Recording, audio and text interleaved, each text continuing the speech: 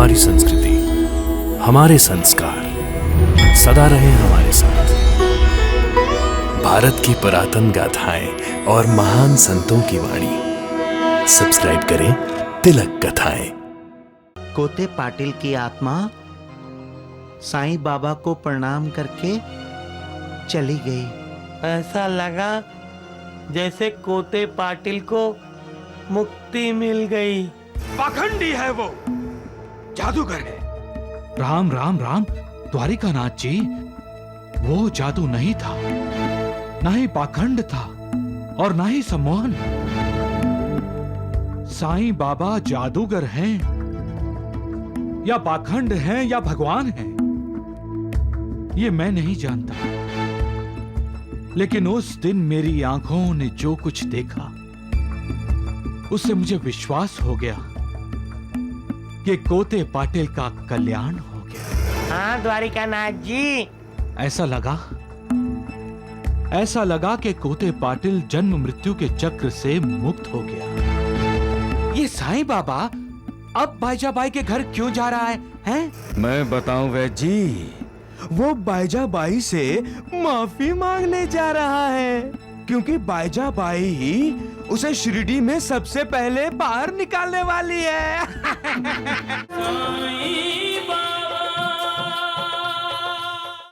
अब पता चलेगा असलियत का, अब पोल खुलेगी उस नकली बाबा की। अब हम पूछेंगे शिरडी वालों से कि कैसा भगवान है तुम्हारा साईं बाबा, जो अपने माँ के सुहाग की रक्षा नहीं कर सका, जो अपने भाई के पिता को मृत्यु से नहीं बचा सका। आप क्या सोचने लगे? साईं बाबा जब बाईजा के घर आया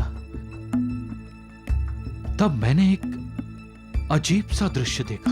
मैंने भी देखा। चमत्कार था।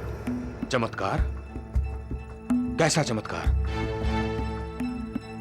साईं बाबा कोते पाटिल के सामने आकर खड़ा हुआ। कोते पाटिल बेहोश था। साईं बाबा ने कोते पाटिल से कहा, कोते पाटिल, मैं आ गया हूं कोते पाटिल, आंखें खोलो कोते पाटिल, आंखें खोलो।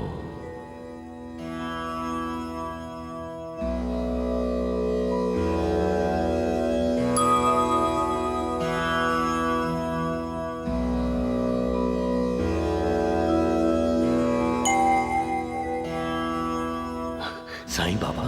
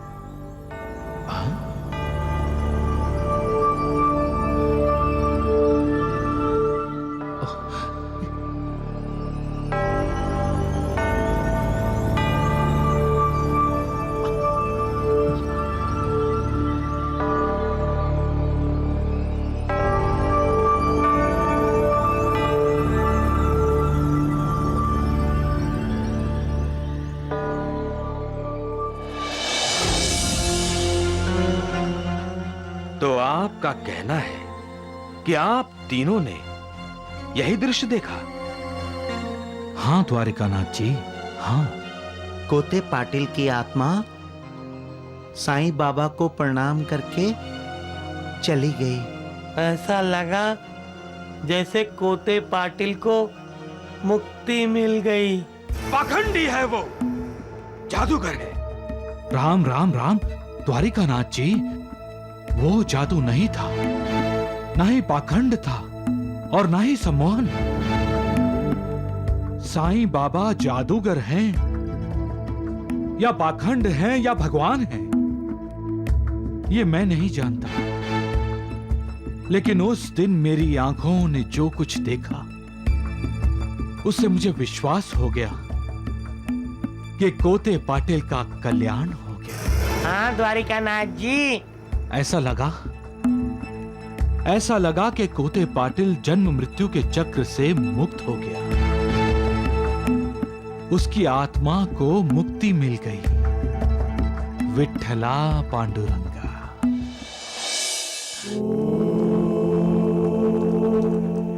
भैया तात्या,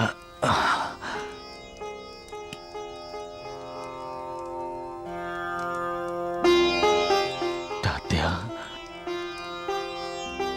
क्या मैं तुम्हारे आंसू भी नहीं पोंछ सकता? इतना पराया हो गया हूं मैं। ये आंसू बाहर आते ही क्यों है? तात्या, कुदरत का नियम है, जो हंसता है वो एक न एक दिन रोता है, और जो रोता है उसे कभी न कभी हंसी भी आती है। लेकिन आप कुदरत से बड़े हैं भैया। आप जिसे हंसाना चाहे वो रोते रोते भी हंस पड़ता है। आपके होते हुए भी माँ हंसना भूल गए भैया। क्यों भैया क्यों? माँ के लिए तो आप पिताजी को बचा सकते थे ना। अब मैं तुम्हें कैसे समझाऊं तात्या? कुछ बातें तुम्हारी समझ से बाहर हैं तात्या। नहीं भैया, मैं सब समझता हूं। मैं ये भी समझता हूं कि पिताजी अब कभी वापस नहीं आएंगे। कभी नहीं। मुझे ऐसा लगता है जैसे मेरा सब कुछ चला गया भैया। तात्या, इंसान हर पल कुछ न कुछ खोता ही रहता है। बचपन से जवानी की तरफ कदम रखता है तो बचपन खो बैठता है। जवानी से बुढ़ापे की तरफ कदम रखता है तो जवानी खो देता है, और बुढ़ापे में वो अपने आप को भी खो बैठता है। जन्म के बाद ये उसकी यात्रा मृत्यु की तरफ ही होती है। फिर भी आप पिताजी को संभाल सकते थे। आपको उन्हें संभालना चाहिए था। मैंने तुम्हें संभाला तात्या। बिल्कुल नहीं। मैंने हमेशा से एक सपना देखा जिसमें हम दोनों साथ साथ चलते। हम तुम दोनों नहीं तात्या, मैं तुम्हारे साथ चलता आया हूं। मैं हमेशा दोनों के पैरों के निशान देखता आया हूं, एक मेरे और दूसरे मेरे।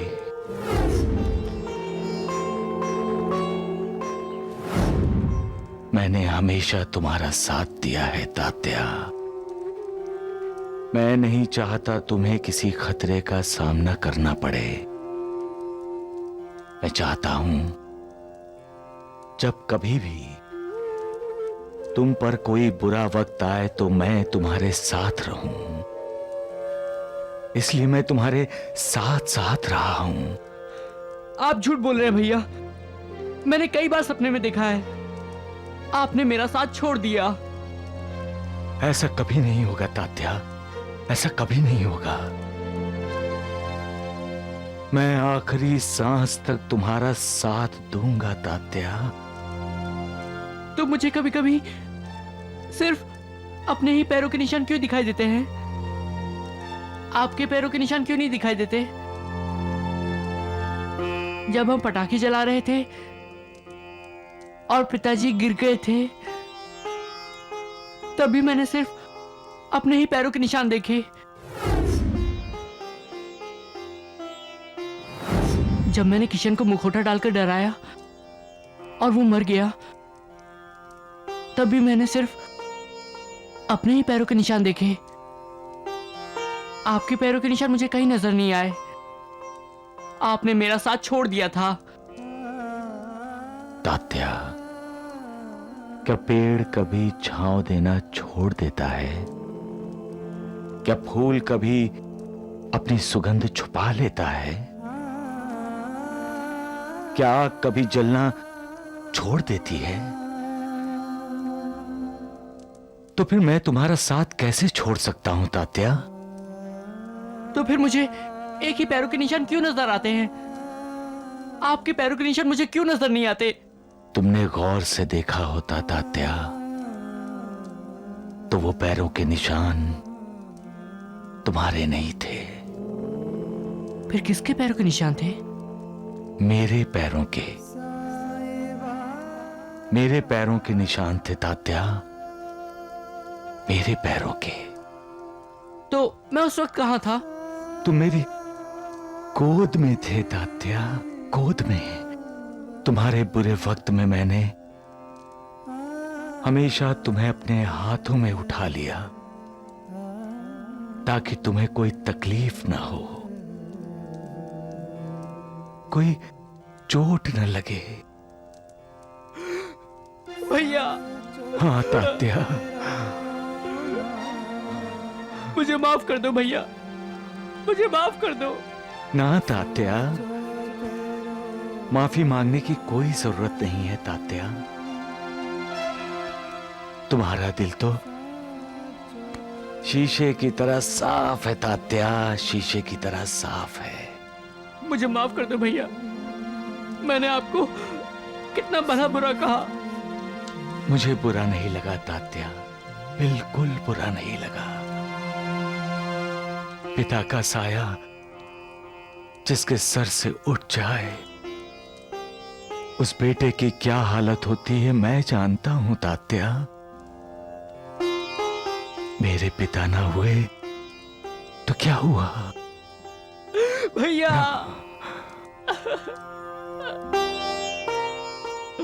तात्या, मां कैसी है रे? मां? उन्होंने जीना छोड़ दिया भैया, उन्होंने खाना पीना सब छोड़ दिया। मैंने भी। माँ को बचा लो भैया, माँ को बचा लो।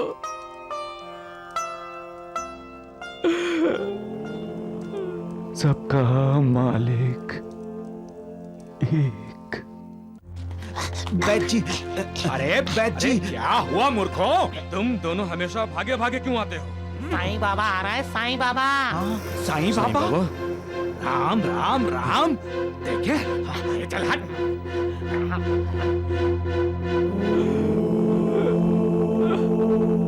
लगता है पाइजा भाई के घर जा रहा है।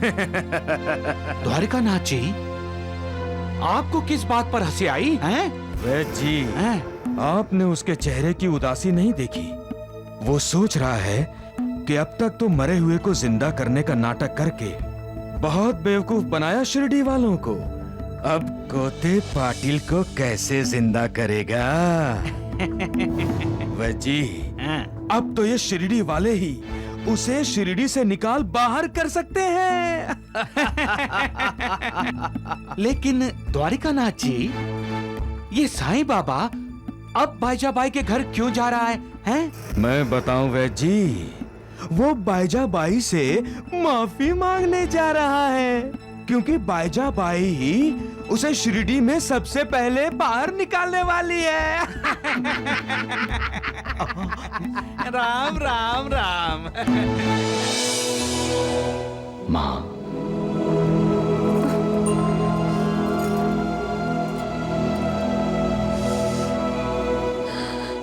कौन हो तुम? आपका बड़ा बेटा। मां, बड़ा बेटा? बेटे का कर्तव्य जानते हो तुम? हाँ मां, बेटे का कर्तव्य है अपने माता पिता का आदर करना, उन्हें सुखी रखना। तो क्या तुमने अपना कर्तव्य निभाया? हाँ मां। इसे कर्तव्य समझते हो तुम? हाँ?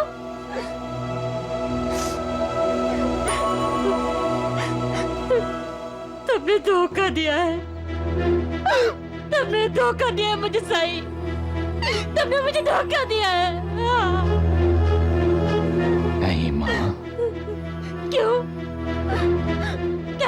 जानते थे कोते पाटिल कौन सी यात्रा पर जाने वाले थे? हाँ? उनकी इच्छा पूरी करने के लिए तुमने सारी शिरडी को खाना खिलाने का बहाना किया था ना? हाँ? मुझसे ये सच क्यों छुपाया तुमने? हाँ? क्यों छुपाया? क्या आप ये सच बर्दाश्त कर सकती थी माँ? अगर मैंने आपको बता दिया होता कि कोते पाटिल की आखिरी इच्छा पूरी करने के लिए भोजन बना रहा हूं, तो आपकी क्या दशा होती? मैंने उनकी मृत्यु के बारे में बताया नहीं, लेकिन संकेत जरूर दिया था माँ। संकेत?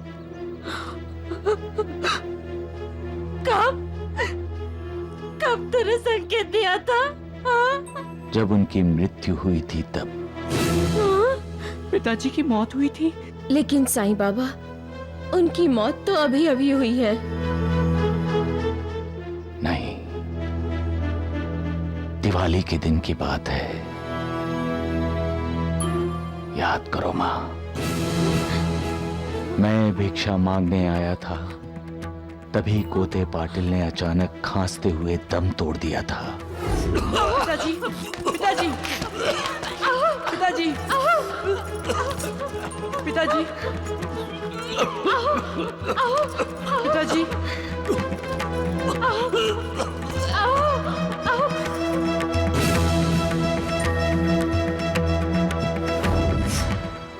आप और तात्या डर गए थे,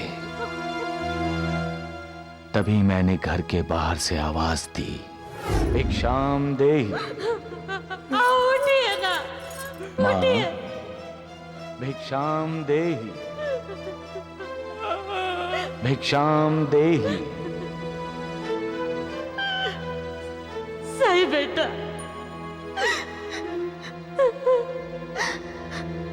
भिक्षा तो अब हम मांगेंगे तुमसे बेटा।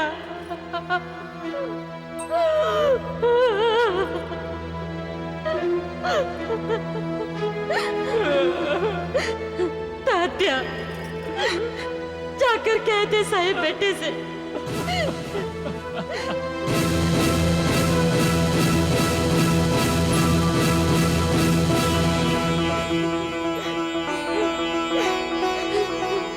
इस दिवाली ने हमारी खुशियां छीन ली। क्यों अशुभ बातें बोल रही हो पाईजा?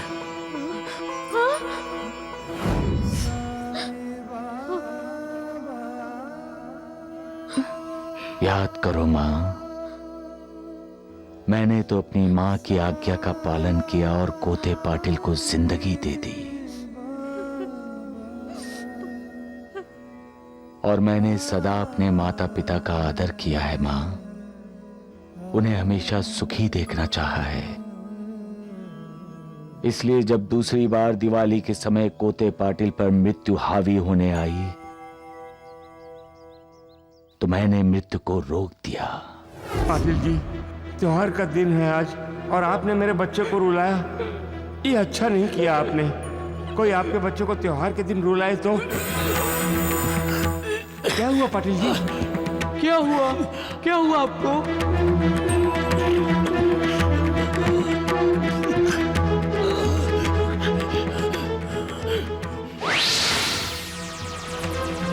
कोते पाटिल,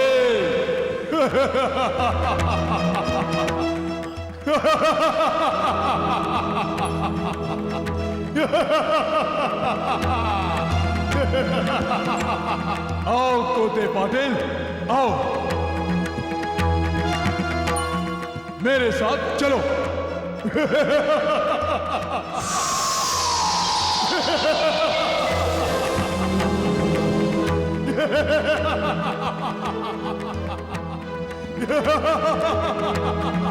रुक जाओ, आगे मत बढ़ो, मैं कहता हूं रुक जाओ।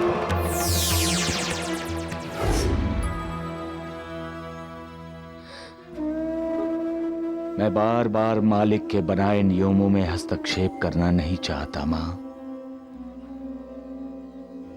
और जिसका कार्यकाल समाप्त हो चुका है